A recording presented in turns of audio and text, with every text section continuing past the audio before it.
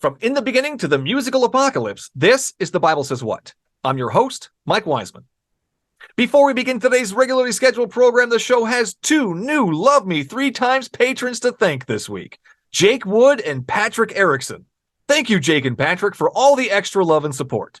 You too can be immortalized in BSW history by going to patreon.com/bswthepodcast and signing up to be a supporter of the show. Your episodic tithes of $1 or more will go directly toward the show's many expenditures and get you early access to each episode, a shout out on the show, BSW merch, and much more. That's patreon.com/bswthepodcast. That being said, 5 years and 200 episodes later, I think I'm finally starting to get the hang of this podcasting thing. Over the years, I've had the unique privilege of talking with religious leaders around the globe about what they believe and why. Some did not appreciate discussing their deeply held beliefs with me, and a few decided to lash out like unhinged children. However, the majority of my guests have been civil and thankful for the conversation. To all of my guests, whether happy or mad, thank you for being a part of BSW history. Every episode has its blunders. I don't always say the right thing at the right time, and I implore every listener and guest to verify everything I ramble on about. Sometimes I let my guests talk too much, and sometimes I don't let them talk enough. It's a delicate balance I'm forever adjusting. Either way, it's been a wild ride to 200, and I hope you've enjoyed it as much as I have. So for all of you on the other side of this, thank you. I could not have made it to 200 without you. And to all the Christians crying and hiding in the comments section, email me at bswthepodcast@gmail.com and let's get you on air. That being said, most Christians believe that Yahweh is the ultimate example of patience and kindness. In Acts 5, Yahweh killed Ananias and Sapphira for lying to him once. In Genesis 38, 8-10, he puts to death some poor dude for spilling his seed on the ground just one time instead of where Yahweh wanted him to, in his sister-in-law. And after Adam and Eve disobeyed him once, the loving Christian deity decided to curse all of mankind for eternity. Does this sound like patience to you? Would you say that the person, the one who did all these things, is an example of patience and kindness? Would you worship such a being? Now, for the 200th time, let's start the show. Is there anything in the Bible that you yourself have an issue with?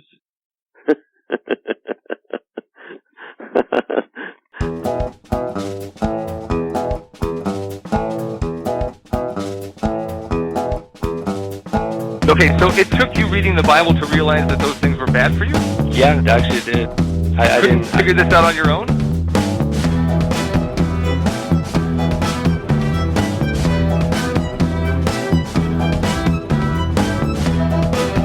No, Ted Bundy could be redeemed. God doesn't kill children. What do you think the Passover was? Yahweh sets up a whole system in the Old Testament where you slaughter animals just so he's able to forgive you.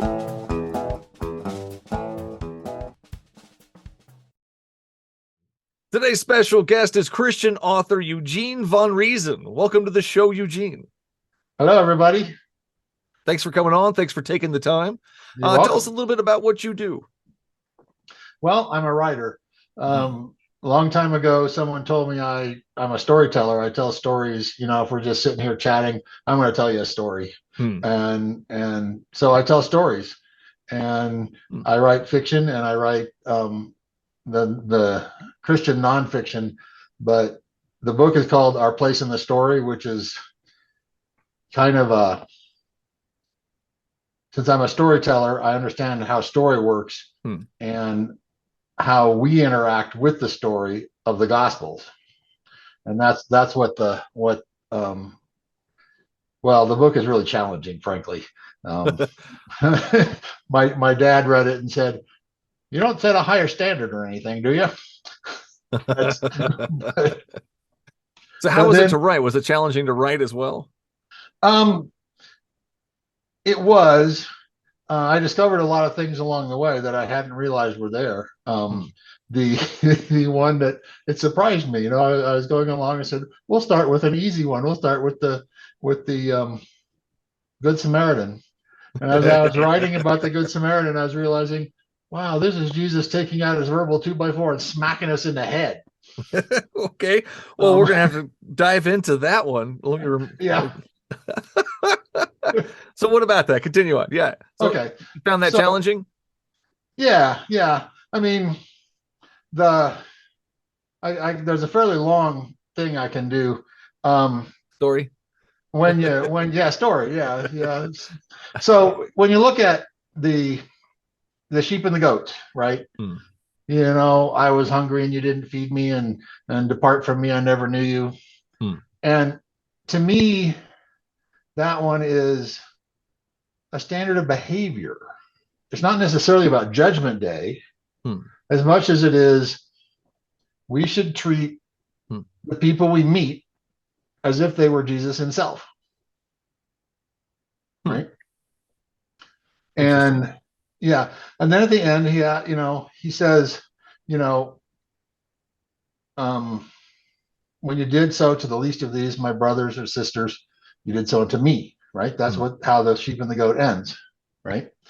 And there's a question. You can immediately ask that question. Who is my brother? Right. So, but Jesus answered that in the Good Samaritan. Because the Good Samaritan starts with the teacher of the law coming to Jesus and saying, what is the greatest commandment? Right. And it's interesting they agree on that, by the way. I don't know if you noticed that. Jesus says the greatest commandment is love the Lord your God with all your heart and mind and soul and strength. And the second is like unto it, love your neighbor as yourself. Right. Yahweh, then the neighbor. Yeah. Right. And those are the two greatest. Now, the thing that people don't notice about that one is it implies a hierarchy of commandments, right? If there's a greatest and a second greatest, there's a bunch of lesser ones, and then somewhere down there's a least one, right? Which people don't recognize. They tend to treat them, well, it's a commandment, they're all the same. No, they're really not. And I actually went through, I have on my website, eugenevonriesen.com, there's an article, and some of it's in the book. A lot of it's in the book, but I wrote a shorter version of the times I discovered going through writing this book where Jesus, you can look at it first, Jesus doesn't follow the law. But what he's really doing is following the greater law and not the lesser law, right? So, you get something like simple one. The disciples were going through the grain fields and pick the grain and rub it in their hands and eating the grain. And I've done that, by the way, worked on a farm sometimes. In my youth, when I was a young man. Yeah, back in the day. Back in the day. Yeah. And the Pharisees said, "Oh, you're working on the Sabbath." And Jesus did not say, "Oh, that's not working." He didn't say that. He said, "Remember how David ate the bread off the altar, and that was okay?" They were hungry. Basically, he said, yeah, so they worked a little bit. They're hungry. Love your neighbor says, let them eat. Let them eat. Where don't work on the Sabbath says, don't let them eat, right? If they're suffering, let's help them with their suffering. Right. Yeah. So right. And so there's that one. Real quick here. Real quick. Yeah. No, awesome. Thank you. I appreciate that.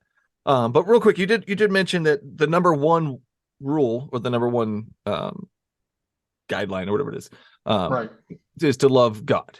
Love God, right? Yahweh's first. So why is that the number one rule? That's an interesting question. I'm not sure I've ever actually considered that. So then that makes me, fumble around a bit for an answer. No, you're good. I love it. No, that's part of the fun of the conversation, Yeah. That's, Why this? Well, I don't know. Let's figure it out. Well, I mean,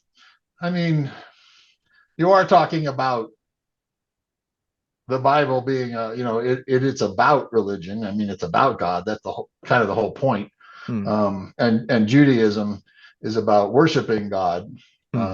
So, it kind of makes sense that worshiping God is the first priority. Although it's interesting, with one exception, the places Jesus didn't follow the law were related to love your neighbor, not to love the Lord your God. And the one exception to that, interestingly, is Jesus at the temple when he's 12, where he didn't obey his parents. Instead, he stayed at the temple to worship, learn, whatever. Too? When he got he was all angry in the temple and he cursed the fig tree and all that. I suppose you could, yeah. How do you take that story? Well, the one thing I would note is it doesn't say he ever hit any people with, right? He still lashed out. He killed a tree. He lashed out. I mean, wait, which story? The fig tree one where he the fig tree one. Oh, I'm sorry. And then the temple. That was right afterwards. The temple. Yeah. That's right afterwards. Yeah. Yeah, the fig tree one is a disturbing one. It is. I mean, he was hungry. He woke up, and then the tree wasn't in season. Yeah. Jesus knows that it's not in season, and then he kills the tree. Still curses the tree. Yeah. Making it spread and feed the whole place, which he didn't feed the hungry with this tree that he could have done. It was such a weird story. That is, there's several of those. That is a weird story. I'd forgotten that. Yeah. So, there's some disturbing ones. Even the sheep and the goats. It's like my dad said about that. Where's forgiveness? Where's grace in the sheep and the goats? Right. Yeah. And that's kind of why if you view it as a standard of behavior, it changes the nature of the thing. But interesting. So then why are we number one rule for Yahweh to love Yahweh? Is it because he's what was the reason? Well, that's a good question. I suppose it's that he loves us and created us. If you follow that, if God creates us, and there's some gratitude there for our existence, well, gratitude's one thing, but to make it the number one rule. Make it the number one. That's true. That's just weird. Like in my house, the number one rule is not to love and praise and worship me. I mean, that would be weird. That would be weird. Yes. And that's another interesting one that people miss. Both the Old Testament in the Ten Commandments and the Apostle Paul in, I believe, Colossians and Ephesians, where he talks about children obey your parents. Yeah. It's not parents force your children to obey you. Right? Well, I mean, but it's not under the guise of you're going to get stoned to death if you don't obey your parents. So right. I mean, although that's an interesting one too, because if you look at the Ten Commandments, it's honor your father and mother. It's not parents make your children honor you, right? In both those cases, it is an admonition to the children, not to the parents. Interesting. Right? Yeah. So it's a subtle difference, but Leviticus 20 verse 9 was another one. Anyone who curses their father or mother is to be put to death because they have cursed their father or mother. Their blood will be on their own head. That's pretty ruthless. Right. There's some ruthless ones back in there. Yeah, there are. So how do you feel about Are you looking things up while we do this? No, I got it right here. I got all kinds of I got my shenanigans. So what do you think of the laws, the Old Testament laws? Well, that's an interesting one. Again, you go back to the greatest commandment. I kept thinking there was a place where Jesus said either about love your neighbor and love God, or about doing to others, the golden rule, doing to others as you would have them doing to you. Yeah. That this is the sum of the law and the prophets. So, and that makes me think. So, and you go back to Jesus saying, "Okay, let me get back a little bit. We'll take a slight detour and then come back." So we got the disciples harvesting grain on the Sabbath. Oh yeah. We got the man born blind. We've got the man with the withered hand. Both of those two, he healed them on the Sabbath. Okay. And perhaps most telling of all, the woman caught in adultery.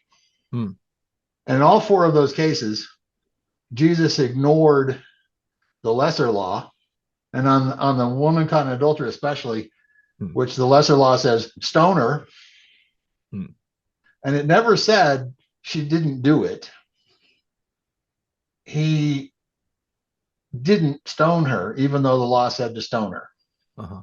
Instead, he loved his neighbor, which is the greater law. And I have an interesting time, with Jesus, and interestingly, the Pharisees. It wasn't just Jesus. The Pharisees are reading now I'm forgetting the word anyway, the Old Testament, basically, are reading the Old Testament and coming up, well, the sum of this is to love God and love your neighbor. That's the main message here. And if you have a hierarchy of commandments again, and Jesus in a number of places says, well, like the woman caught in adultery. Well, okay, we've got stone her versus love your neighbor. So that's one instance. We've got that one instance of Jesus that he's not following those laws. So does that mean four? Right. I already said four, and I think there are at least two or three others.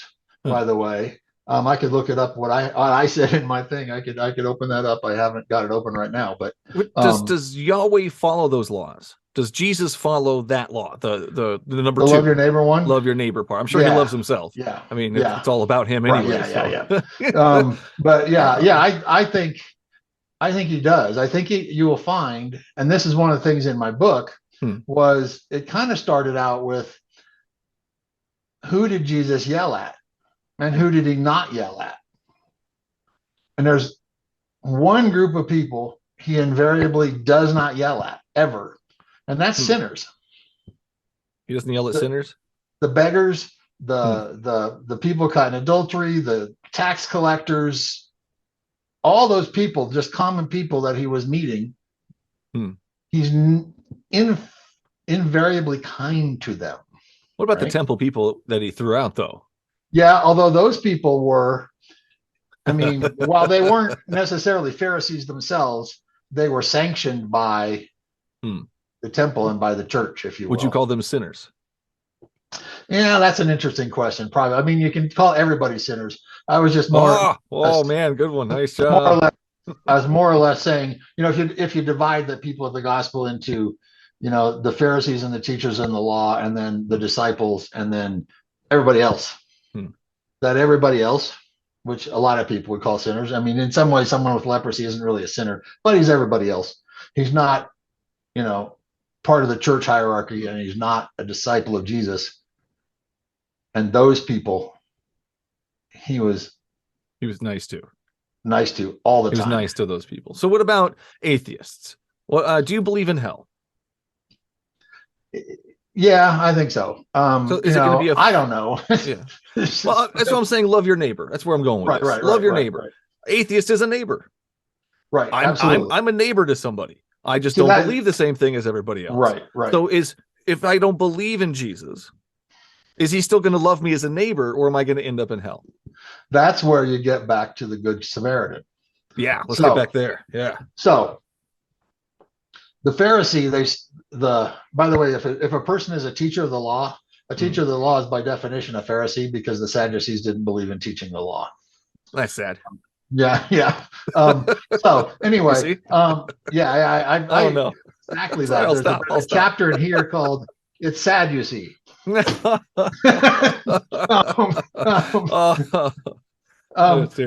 Yeah.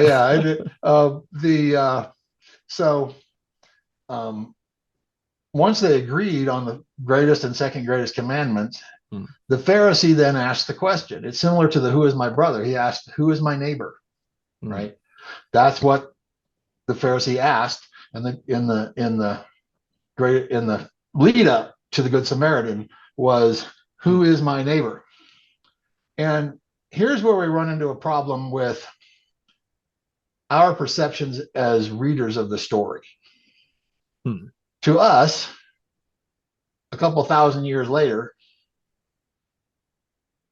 the Pharisees are the bad guys, and the Samaritans are good guys because Jesus was always nice to them. But that's not what the Jews heard. Not anybody listening to that story. I one of the things I do in here is I take liberties with nouns. Let's leave the story the same and change the nouns. So here you have, I'm gonna paraphrase it a little more just because it's fun. Go ahead. Here we have, so the Pharisee asks, who is my neighbor? And Jesus says, I'm going to tell you a story. There was a man. He was traveling down from Denver to Colorado Springs, and he fell among carjackers who robbed him and beat him and left him by the side of the road. And along came a conservative theologian, probably worked for Focus on the Family, and saw the man by the side of the road and drove on by. And along came the fine, upstanding pastor. And he saw the man by the side of the road and drove on by. And then along came a lesbian Muslim abortion doctor. Jesus. And she stopped and picked him up and took him to the urgent care place and paid for his care, put him up in a hotel and bought his supper and gave him the credit card and said, just do whatever he needs. And because that's closer to what the Jews heard, right? You know, a pastor and a theologian, these are the good guys.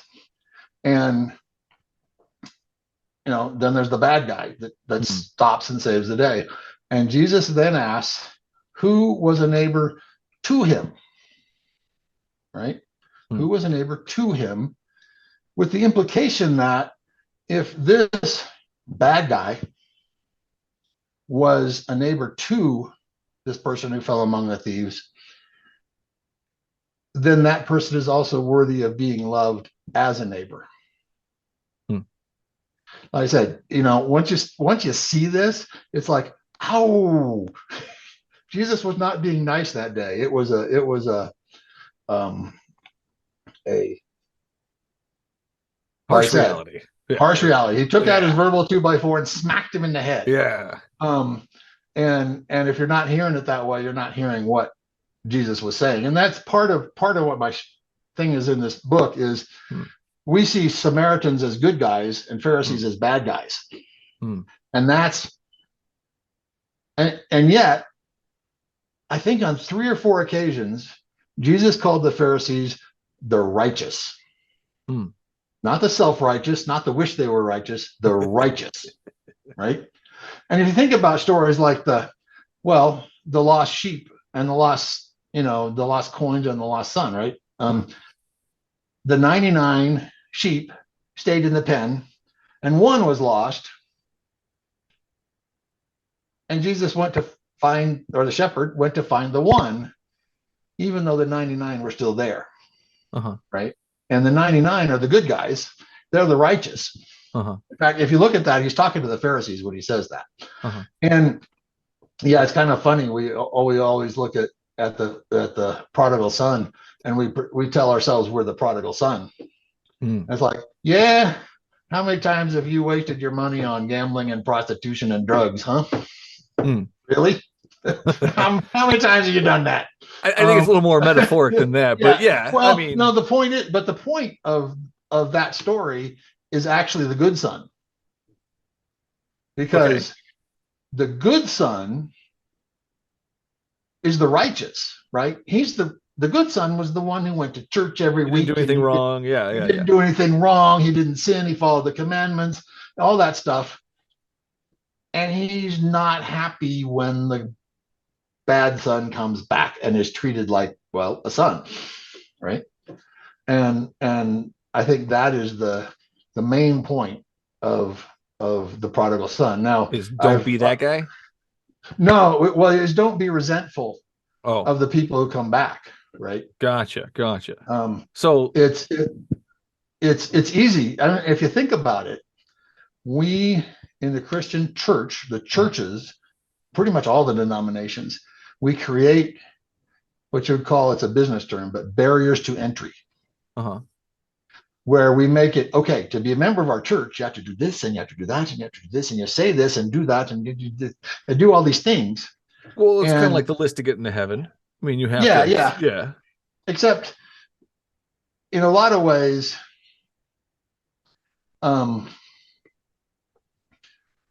we do it because we want, our motives aren't entirely pure, I think, in making those barriers to entry. Our motives are, we want people, A, to be like us, B, to behave the way we behave, and essentially to, yeah. Isn't Well, that go the same ahead. thing God's doing though? That's the same thing he's doing. He wants everybody to behave like he does. He wants everybody to do a certain thing. If you're not going to do this, if you don't love me, if you don't believe me, you can't, hang out with me for eternity. He's got some very strict rules as well. Yeah. He's very peculiar about the people he hangs out with for eternity. Not peculiar. I had, again, my dad, I used my dad. He was a very, very smart and thoughtful man. I remember in college, I would come back with some new theological or philosophical thing that I just heard of, and I'd go talk to him about it, and he'd already read up on it and had to learn an opinion on it. That was the kind of guy he was. Nice. And he went on a very interesting spiritual journey from being really conservative in his youth to really a lot more liberal in his old age. And he reasoned his way to this, which is unusual, right? He reasoned his way. And he says this, if you define God's love, so we say God is love and God loves all of us. And then you have him saying, well, yeah, he loves all of us, but he's going to throw half of us in hell anyway. Wait, is that love? Are you sure? That doesn't sound like love to me. And so basically he says, okay, so you can't really say God is love and then change the definition of love when it applies to him. Oh, to wow. God. Yeah. Right. So his thought was, when you really get down to it, heaven and hell are choices. We are all given a choice. Our choice? Our choice. Of going we have to to choose between those two places. Okay. We have to choose those two places. And the decision may not be quite as obvious as it sounds like. It's probably not, hey, look, there's food and fun and music, and there's, a lake of fire. It's probably not going to be that obvious. You can kind of say it's choosing between being with God and not being with God. Right. Okay. Well, let's pause that for a second. So two choices, one with God, in a golden city where there's no nighttime and you have to praise and worship him all night.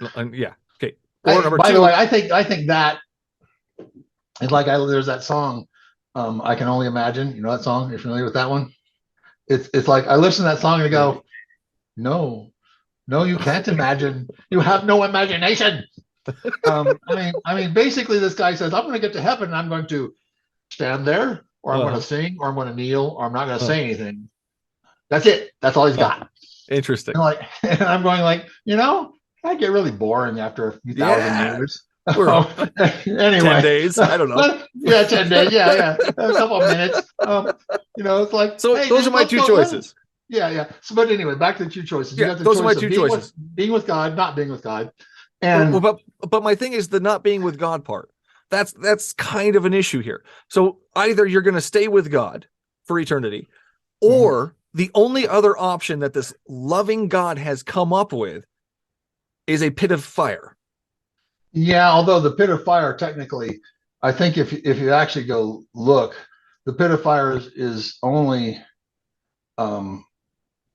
mentioned once, I believe, in Revelation. 100% debatable, okay. But it's still not going to be a fun place, right? But it's also, as I recall it, and I haven't actually looked this one up, so is that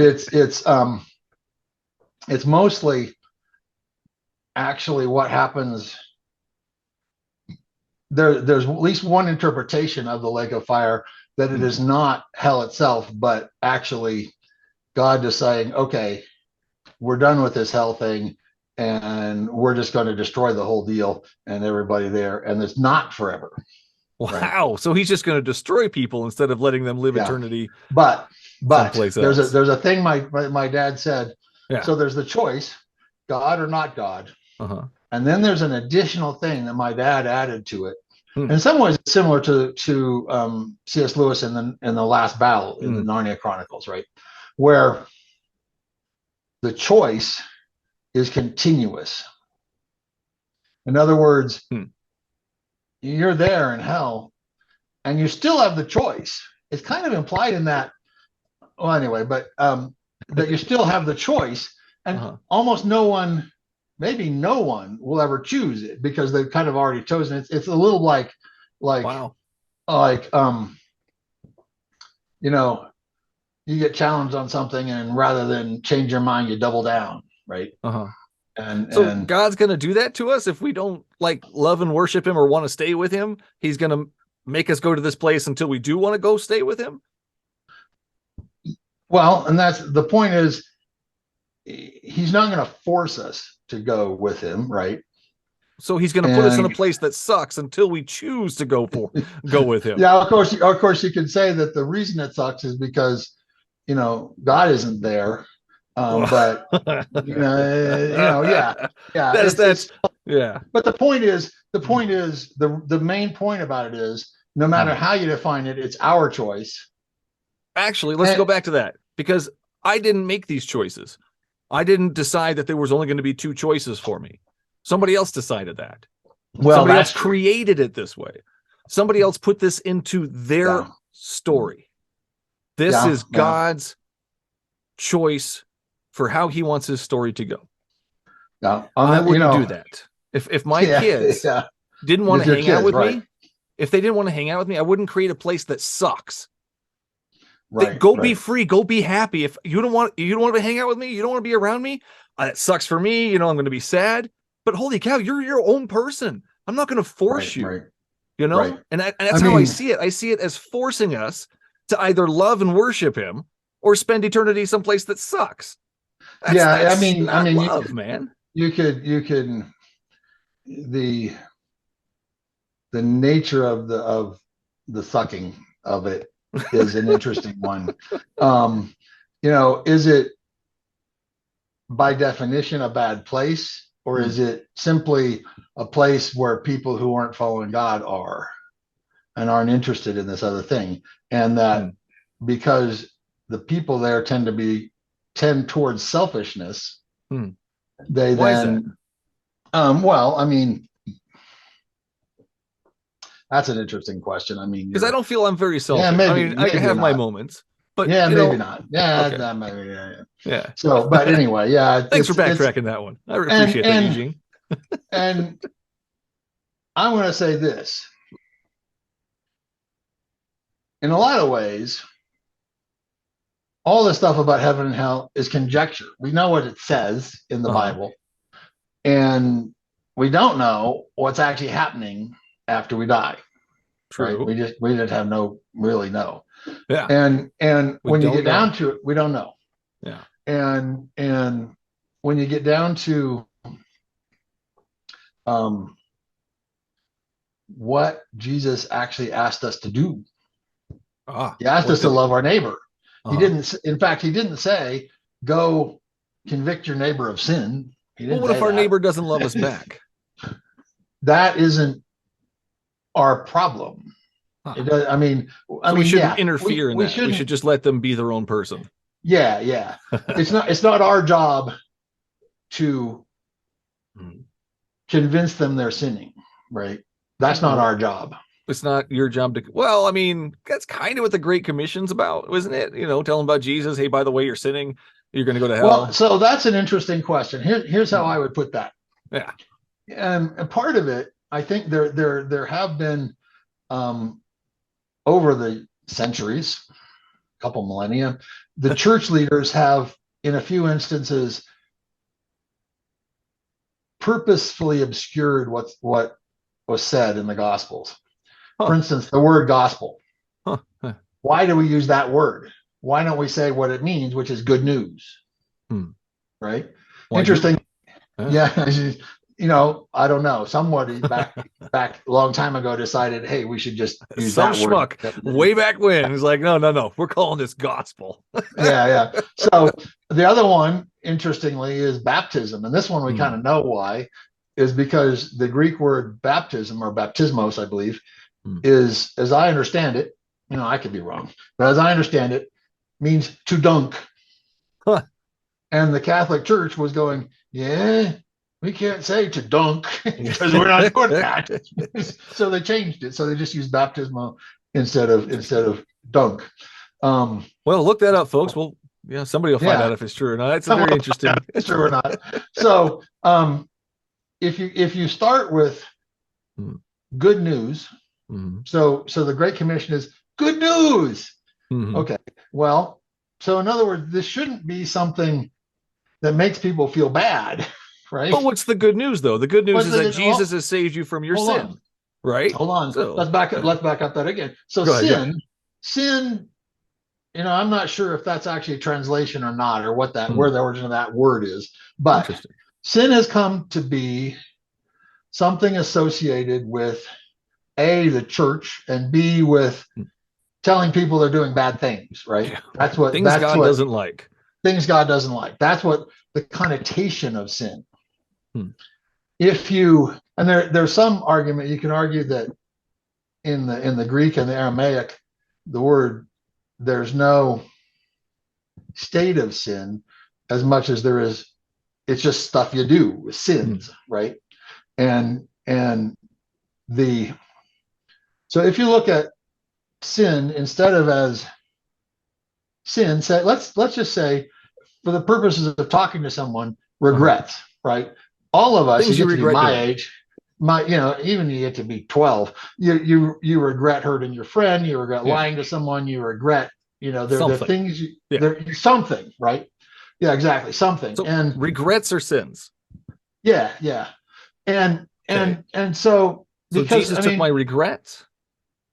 But it's basically okay. What it means then is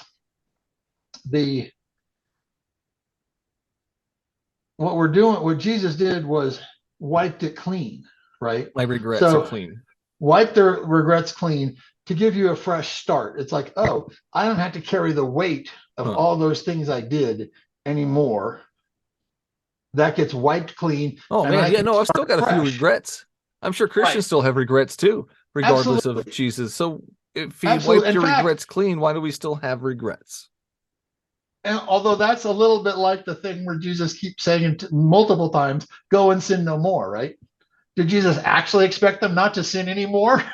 Probably not. But and he knew ahead of time they were going to sin. Ahead of time, right? Yeah. Right. So there's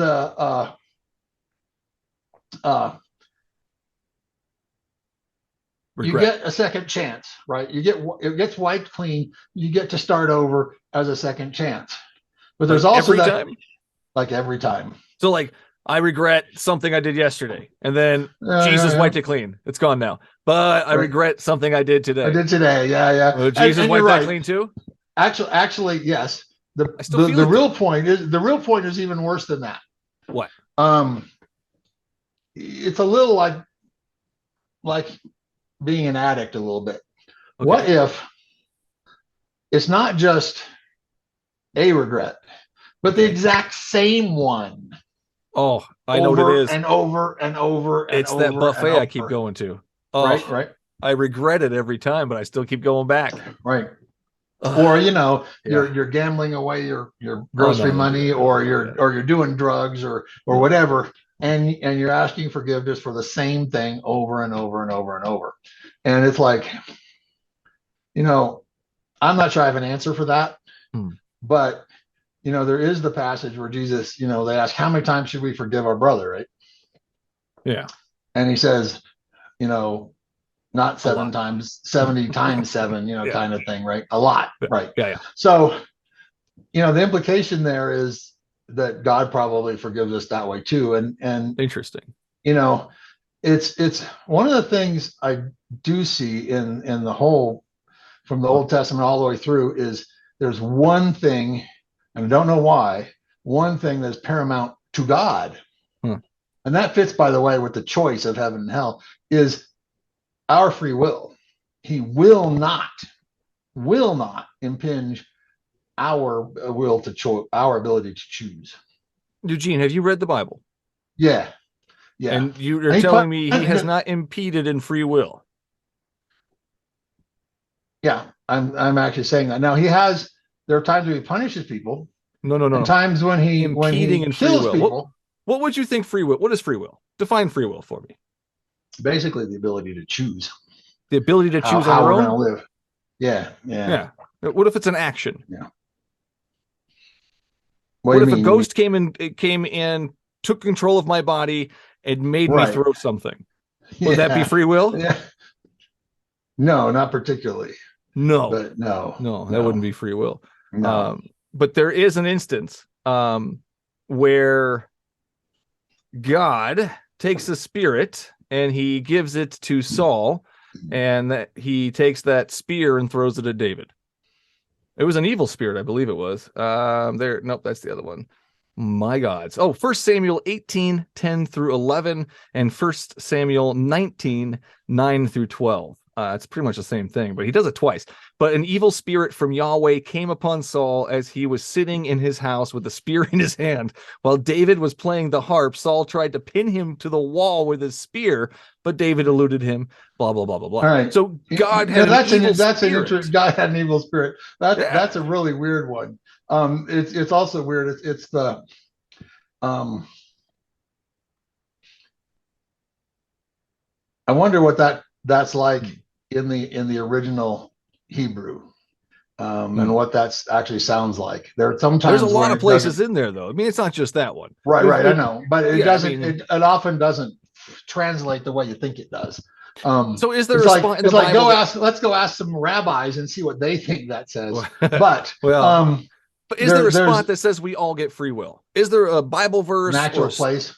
Well, it's like another one my dad was talking about, which is, and this is an interesting one. I love the stuff your dad talks about. Oh, he was fascinating, man. These are great. He talked about when Abraham was going to sacrifice Isaac, right? Yes. Oh. So, there's the whole reckon to him as righteousness and faith and stuff part of it, which in some ways is the big message. But the way my dad looks at it, my dad reads that thing and goes, there's only one way you can look at that verse and actually have God be a loving God. That is, rather than God told Abraham, go do this, it's Abraham thought God told him to go do this. And then God stopped him. Is that what it is? Oh, man. Oh, so they got the beginning part of the story wrong, but they got the end part of it right. Yeah. Oh, man. But if you look at it from if Abraham wrote it, you might say. Interesting. Okay. He thought Abraham can write. Right. Yeah, most likely. He was a rich guy. Well, from Babylon and Samaria, right? Yeah. They had, cuneiform and various things. I mean, they knew how to write back there. But it's so Abraham wrote this story. He thought God told him to do that, and then God intervened. So why didn't he thought God told him to do it, but he was mistaken. Instead of God said this, God sent an angel. Don't have to sacrifice this. Thank you for proving your loyalty to me. Yeah. It seems kind of straightforward there. In some ways, and like I said, though, there's no way to if you actually say God said it, either A, this is my dad talking again, right? Yeah. Was God lying to Abraham? Did he tell him to go sacrifice Isaac, but he didn't mean it? Right? That means he was lying to Abraham, right? And that doesn't work very well. No. And so it's really hard to come up with another way of making it. It's hard to make an excuse for that story. 100%. Make an excuse for that story. No, right. Yahweh sent him to go murder his son just as a test, but God knew exactly what his heart and mind and thoughts are. So the test is pointless and monstrous and brutal. So the whole story together, I don't like that story. I think it's disgusting. Right. Yeah. So that's why, like my dad said, if you're really looking at this and saying, well, about the only way that this fits with a loving God is if Abraham thought God told him that. So all the times that God ordered the death of children or killed children himself, all those times, how do you make excuses for those? That's an interesting. It's an interesting thing. This is something I haven't actually said to any of my atheist friends, but it's interesting that you look at the Old Testament, and people see brutality and horrors and terrible behavior. And a lot of the horrible and terrible behavior is it's done by people. Yeah. And the Old Testament does not mince words about people's actions. Or God's actions. Or God's I will actions, right. slaughter your cherished offspring. God said that. Yeah. I mean, you don't mince it. So, but you look at that whole Old Testament, and Jesus, and interestingly, the Pharisees too, came up with love God and love your neighbor, and that's the sum of the law and the prophets. Think what that means, the sum of the law and the prophets. If you add that all together, you get love God and love your neighbor. And so to me, it's saying, okay, at some point, there's getting out of it what you bring to it. Right. So one person reads that and says, this is horrible. And, God treats everybody badly and he's mean and evil and spiteful. Another person reads it and says, oh, God's loving and we should love our neighbor and love God. And it's all cool. So why are they reading the same thing and getting those radically different answers? Right. Well, because dude, what's the answer? What's the answer? Well, I think it's what we bring to it. Right. What we bring to it. Well, I that too. I think that a lot of times, and don't take any offense, 100%, no offense thrown, no need. Christians do overlook these verses or find excuses for them. The Amalekites, when God ordered the death of the Amalekites, he ordered the death of children. Oh. I mean, he killed children himself. You got Hosea 9, that whole thing. You got the flood, you got the Passover, where he went and killed children while they were sleeping in their beds. I mean, these horrible things. You cannot tell me that's a loving God that's doing those things. So there's got to be some way out of it. You got to find an excuse. You got to read over it, or I don't know. It's a great answer. I love I don't know. There is something that I saw one time when I was reading it. Yeah, and that is death does not mean the same thing to God that it means to us. But it's sacred to us people, and He knows that. So to take that away from somebody, to take a child from a mother, from a father, from a family that loves it, is cruel. Yeah. True. Yeah. And not love. It's true. Again, I'd be interested. I would be interested in hearing what a rabbi had to say about this stuff. We should do a rabbi, me and you, in a conversation. We should. I don't think I know any rabbis. Interestingly, I could probably find a rabbi. I have contacts. I feel a little scared now. No, my daughter is working at Jewish Community Center, and so it's like, I could probably find a rabbi. I'm sure you can find one out there somewhere. Yeah. They might have a few. I might have a few. So anyway, So is God slaughtering the innocent in the Old Testament as far as you're concerned? So the flood, the Passover, those are two major stories. Right. And there's a ton of other little ones in there. Right. But is God slaughtering the innocent? That's an interest. Yeah. I mean, I'm not sure there's any other way to say it than that. Yeah. And you're right. That's a hard thing to understand what it is. Now, I have remember hearing, of course, this was the Israelites doing it, not directly God, was the invasion of Israel, and when they came back from Egypt and got rid of the Canaanites and stuff, right?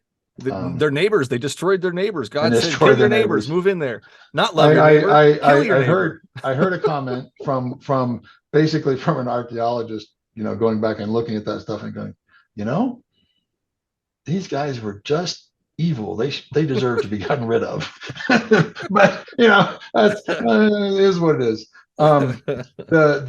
The interesting thing, and here's the interesting thing, in what that I figured out in the Gospels in my book is the people we are most like in the Gospels are the Pharisees. Well, I'm glad it's not God. Yeah, there you go. Because we're the Pharisees. You go to church and if you think about it, the people in the Gospels who went to church every week and they memorized scriptures and they sang songs and they prayed without ceasing and they had quiet times and meditated and all this stuff. All the stuff God likes. That was the Pharisees. They were the ones doing that stuff. And it's interesting when you go look at the Pharisees, what Jesus says to the Pharisees. You can sum up what Jesus says to the Pharisees in one sentence. You should know better than that. That is what he had to say to the Pharisees. You should know better than that. It's almost exclusively about their actions and not about their beliefs or their theology. And there's the scariest thing. Their actions. So that's kind of how I see it with the character of Yahweh, his actions. Yeah, his actions. Yeah. I judge him by his actions. Yeah, yeah. There's an interesting one to talk about how to scare a Christian. I went and did, I wonder, I'd heard way back in, like when I was literally in high school, that the Pharisees believed a lot of the things we believe. So I decided to go see if that was so. And I looked it up, and sure enough, the short version is what Paul teaches, all that stuff in all of Paul's letters is Pharisee doctrine as applied to Jesus as Messiah. Every single piece of it, including, it's heaven and hell, angels and demons, the priesthood of the believer. There's an interesting one that Christians don't recognize as coming from the Pharisees, which is don't go to places where you're going to be tempted, right? Don't go hang out in bars and strip clubs and down in the corner where they're selling drugs. Don't go to the places and hang out. That's kind of what we teach ourselves. Yeah, and the Pharisees called that putting a fence around the law. But basically, you to keep the law, you make the space bigger so you don't come anywhere near breaking the laws, right? And so even that, right? And the priesthood of the believer, like I said, and salvation by grace, not works. By grace, not works. That is a Pharisee doctrine. Salvation. What do you believe? Salvation by grace. Salvation by grace. Well, I mean, basically, the idea of salvation by grace is pretty simple. It's basically, nobody. I put it a different way. So you might say popular Christianity on television, right? Which has nothing to do with actual Christianity, is, this kind of a bell curve thing where if you're a good person, you go to heaven. And if you're not a good person, you don't go to heaven. Right. And that's the bell curve concept. But there's a problem with that. It's patently unfair because you're going to hell because you went 2 miles an hour over the speed limit more than I did. Okay. Right there in the middle of that bell curve. The difference between billions and billions of people, the difference between being on this side of the line and that side of the line is basically non-existent. Okay. Right. And so it's patently unfair to put a line in the middle there. Okay. So interestingly, what God does is he takes the line and puts it out past Mother Teresa and Billy Graham and whoever the holiest person you have ever heard of. It's past them. And it's patently fair and not very and hopeless. It's fair and at that level hopeless, right? Because nobody is that good. So he sets the standards too high on purpose. Knowing we're going to fail. Essentially, the standard is perfection when you get down to it. So why would his standard be perfection, knowing that we can't reach that?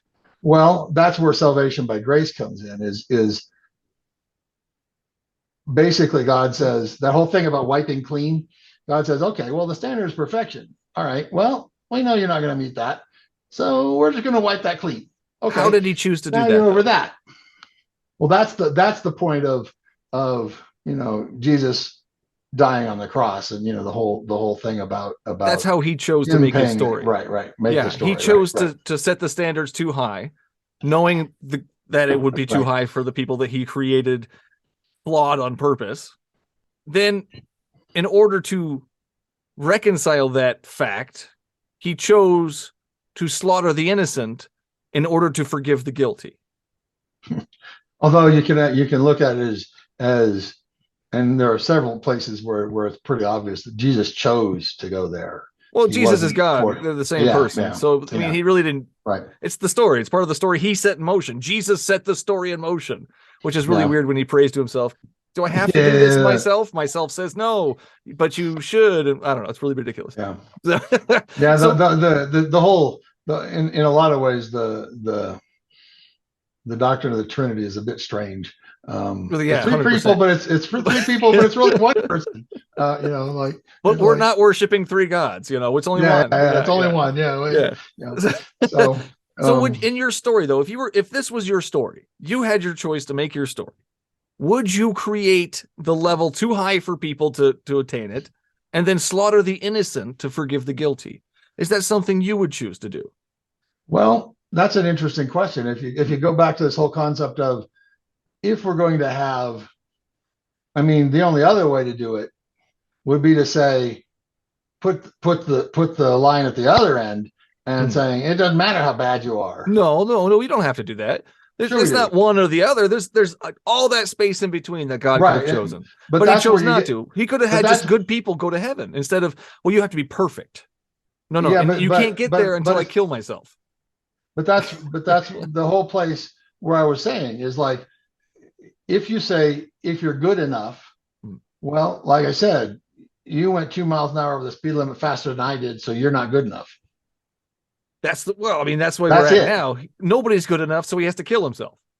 Why don't we just, I don't know. It just seems very weird. You can say that. It's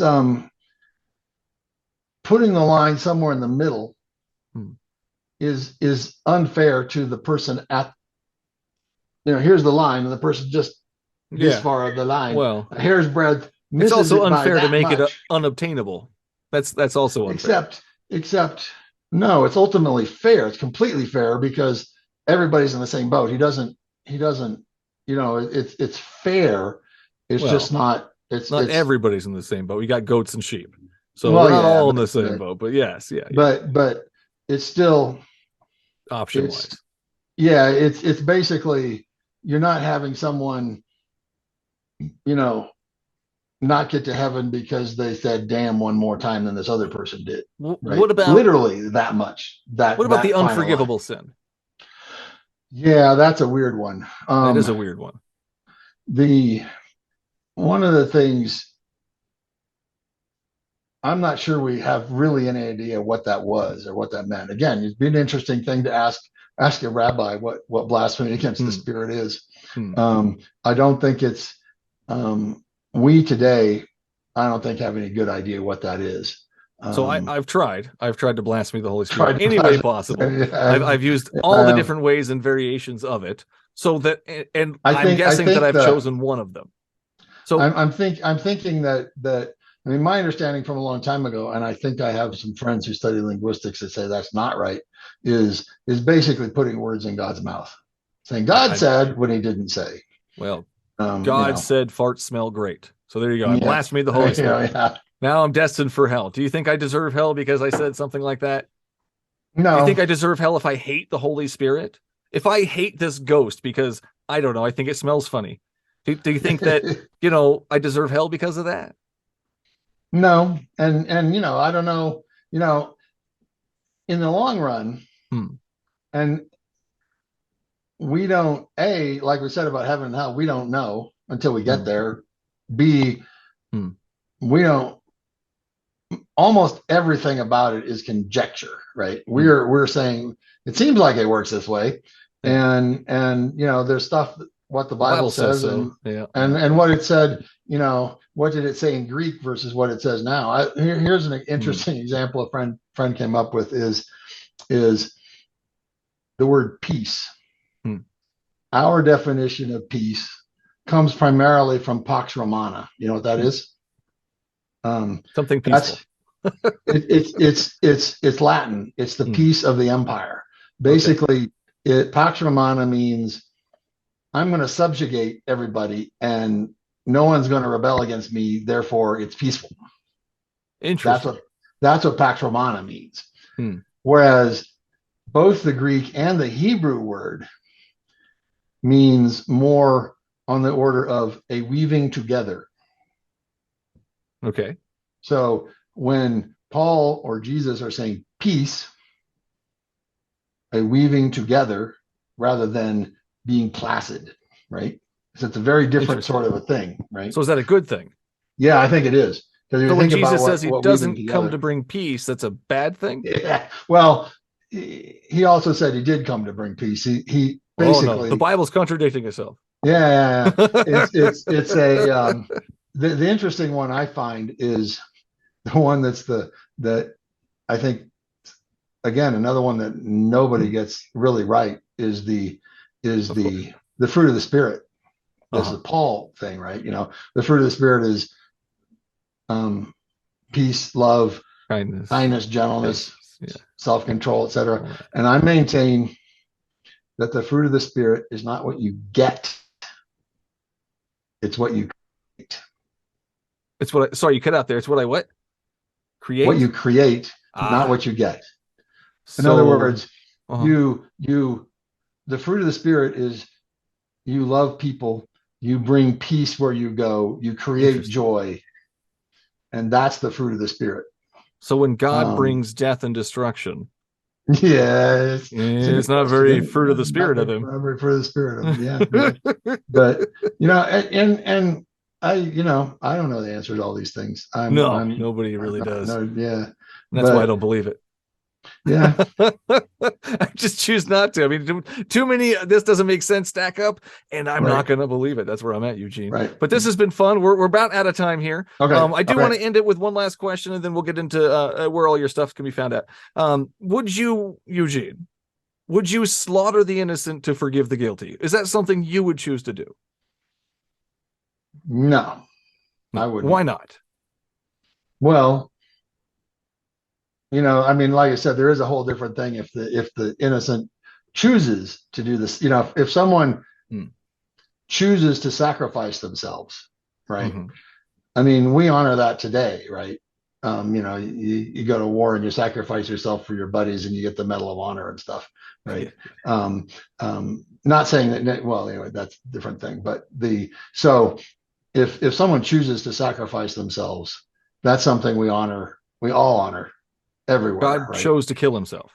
Yeah, basically. Pointlessly, though. But God is all powerful. He can do anything he wants. He can snap his fingers and forgive us.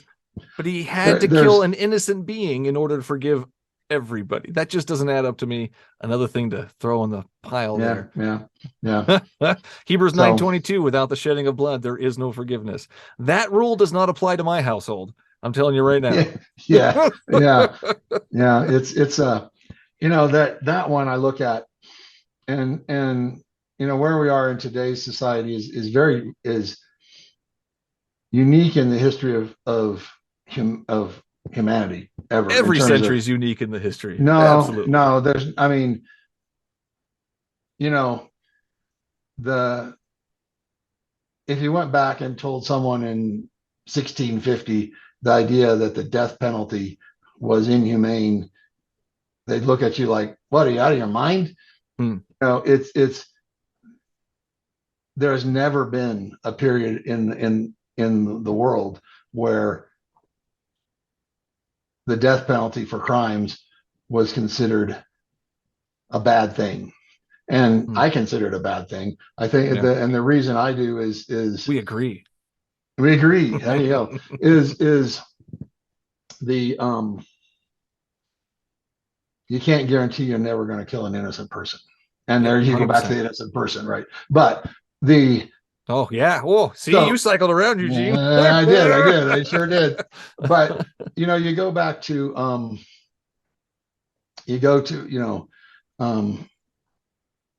someone sacrificing themselves. Mm-hmm. But sorry, I got lost there. Hold on. You're good. Is the blood thing. Yeah. That when someone does, even your kid, your kid lies to you and goes out and steals money or something, you're going to do something, right? There's a requisite. Maybe they get grounded. Maybe they get their allowance. My money now. My money now for a couple of months or whatever, or force them to pay it back. Or there's punishment that goes with these wrong actions, right? Temporary punishment. No matter temporary punishment that goes with these wrong actions that fit the crime. Right. And well, we hope. Well, yeah, too. Yeah, we mess that up all the time. But that's one of those things someone pointed out about talking about laws in our country is the fine. A fine for speeding or parking is it. There are other countries where that's tied to your income. Ooh. It's a percentage of your income. But if you think about it in terms of a $200 fine to someone on minimum wage is an economic disaster. It's a death sentence. Yeah. Whereas to Elon Musk, it's petty cash. Yeah. Right. Yeah. So it's not, punishment fit the crime. But anyway. So if you look in terms of, think about it in terms of crime and punishment, I think that's what the no forgiveness without blood is. Basically, you did the crime, there's a punishment for it. But it's the innocent that has to be punished, not the guilty. Right, because if he's guilty, then he owes. And that's the thing about if he's guilty, if you kill a guilty person, then he's just being punished for what he did. Yeah, if you're killing an innocent person, they're being punished for what the guilty person did, which is completely unfair. It is, unless the innocent person chooses to sacrifice themselves. Then it's a different thing, right?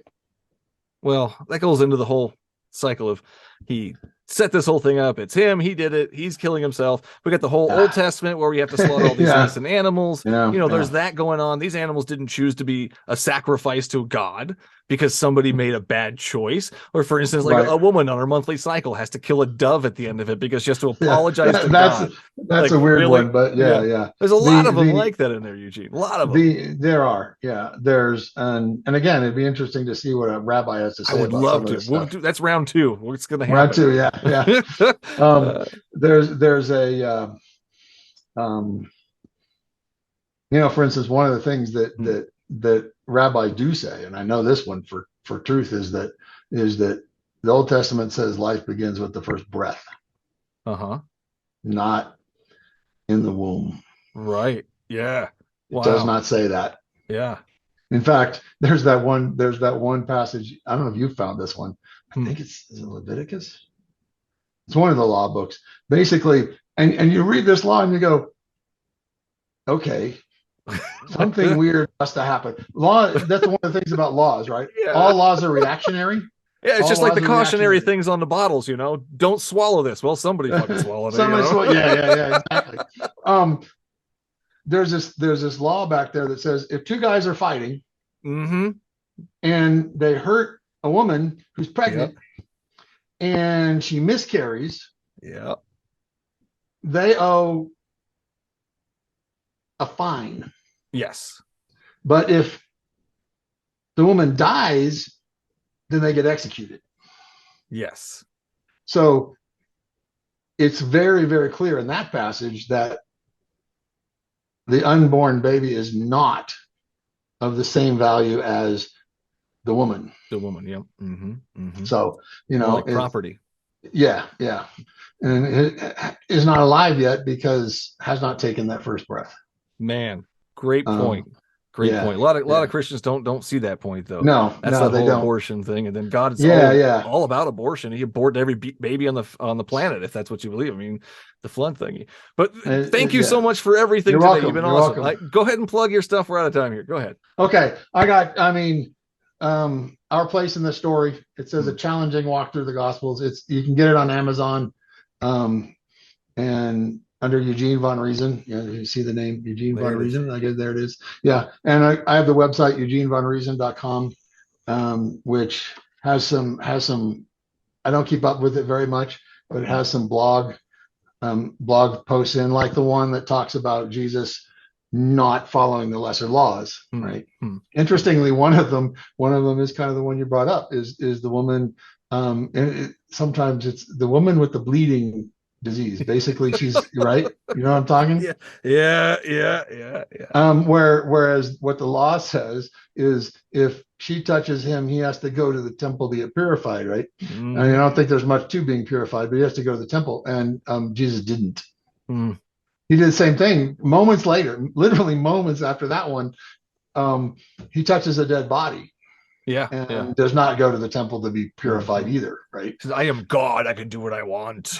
Well, again, it's love your neighbor trumps these lesser laws. So, and love God trumps everything else. Yeah, so, yeah. I don't much. But but it's interesting that in all the examples, there's only one where love God trumps something and love your neighbor.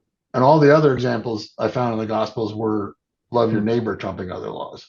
Interesting. So, yeah. All right, anyway. Eugene. All right. Thank you so much. Appreciate Thank it, you. man. Keep in touch. Right. We'll do a round All two. Find that rabbi for me. Message me. Okay. All right. All right, man. Stay safe. Talk to you.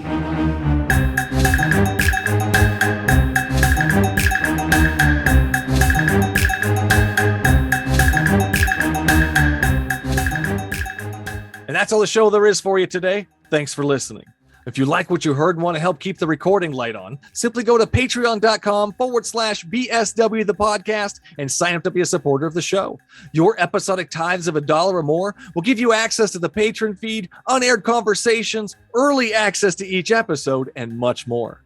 For the latest events, BSW swag, and a peek behind the scenes, head on over to the show's ever-evolving webpage at thebiblesayswhat.com. The Bible Says What the book is out. Head on over to thebiblesayswhat.com and get yourself and your grandma a signed copy. Thanks to the cosmic powers of the internet, it is now possible to buy me a beer or coffee online. Simply go to buymeacoffee.com/BSW the podcast and click the appropriate buttons. If you can't support the show monetarily, please like, share, and or leave a review. As always, you can find me at the Bible Says What Facebook, YouTube, Twitter, or Instagram pages. You can also reach me at bswthepodcast@gmail.com. And no matter which platform you use to listen to your podcasts, don't forget to hit that subscribe button so you won't miss out on the next episode. Until then, would you kindly pick up your Bibles and read them?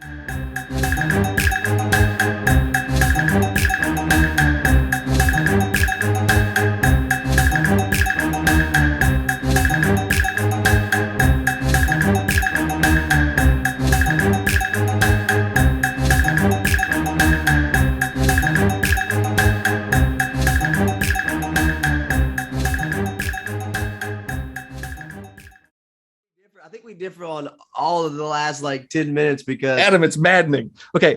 you placing the blame on Who God. sent the rain to flood the people? Who sent the rain to flood the people?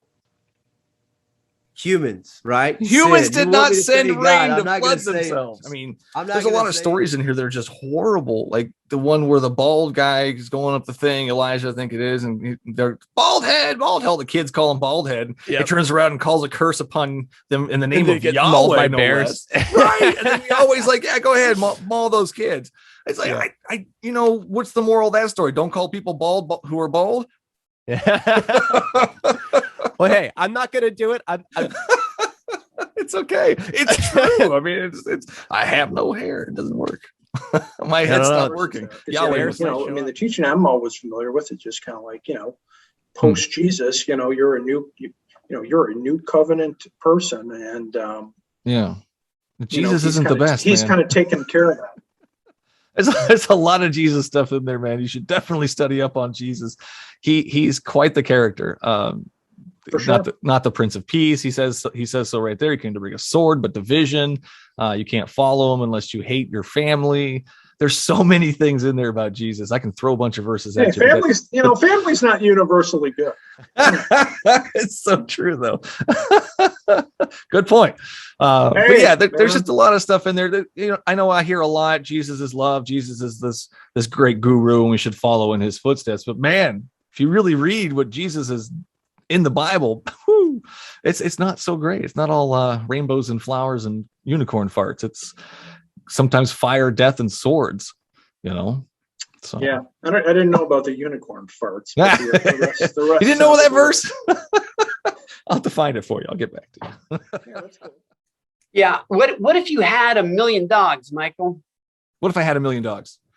Yeah. Will you give attention to every dog that says they want your attention? I wouldn't physically be able to, but Yahweh can, because he is unlimited power. So he should be able to give attention to everybody at every second. He's omniscient, right? He's everywhere. So he's already there. He's in that room with you. So you should be able to just talk out loud and he should be able to answer, right? Does he not have a multitude of angels, servants that do his bidding? They could come down and say hi. I don't know how to say this without insulting you. You can't insult me. So let's get that out of the way. Say whatever you want. It's not going to insult me. Go ahead. It just seems to me the height of arrogance that you running a podcast just seem to delight in telling God how you could be God better than God is. I don't talk to God, Gary. Which I think is the height of your rebellion against God. I don't you have this issue that God isn't the kind of God you want, so therefore you're not going to worship him as God. And I'm just thinking maybe your view of what God should be is wrong, and maybe God's view of who he should be is better and more beautiful and truer and more powerful. Yeah, it'd still be nice if you showed up and said hi. Yeah, well, okay, there you go again. All right, do it the way you wanted it. Don't, because I'm asking you a question. You can answer it. Do you believe your God knows everything, Terry?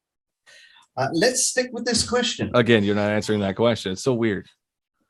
Because you're not letting me answer the questions that you've already asked. Okay, Terry. If you tomorrow could ask me to go back and change that, there's no way in the world I would change that. I'm glad for that experience. I'm sure there's lots of kids out there that would love to change the fact they were raped in church. Sure. Yeah. And I can't. I think as Christians, we're called to care for those people, prevent that abuse.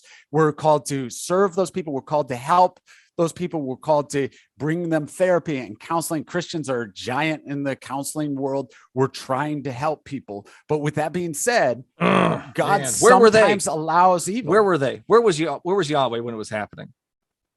God, I hate this topic. Where was Yahweh when it was happening? Where was Yahweh when the cross was happening? Where was Yahweh when... No, you're not going to transfer this to the fucking cross. I'm sorry, dude. You're really pushing all my nerves. I apologize. You're not going to push this to the cross. I don't care about Jesus suffering on the cross. I am talking about a very specific thing happening. Where was Yahweh when that was happening?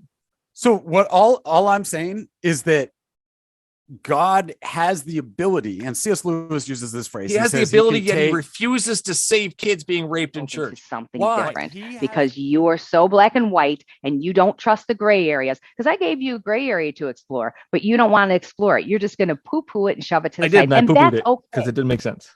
When the gray areas don't make sense, I poo-poo them because they don't make sense. And then I'm sure you do as well, right? No, when we're given a gray area, we're asked to explore it. We explore it, and when we find out it's poo-poo, we get rid of it.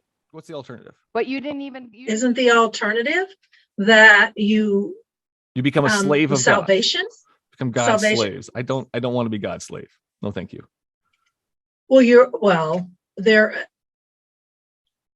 That's a personal choice. I can have individuals who will say that they don't want to be a slave to their job. They don't want to be a slave. Then don't change your job. Change your job to someplace you actually enjoy working. I did that. It's awesome.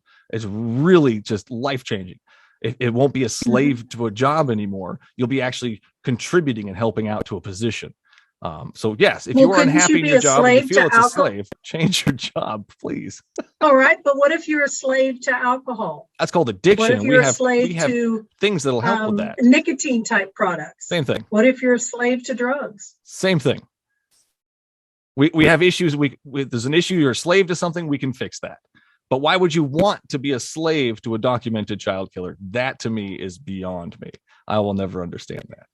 It doesn't make sense. Well, but you have a may relationship never with him. unders- That's even but that's then even weirder you may for me.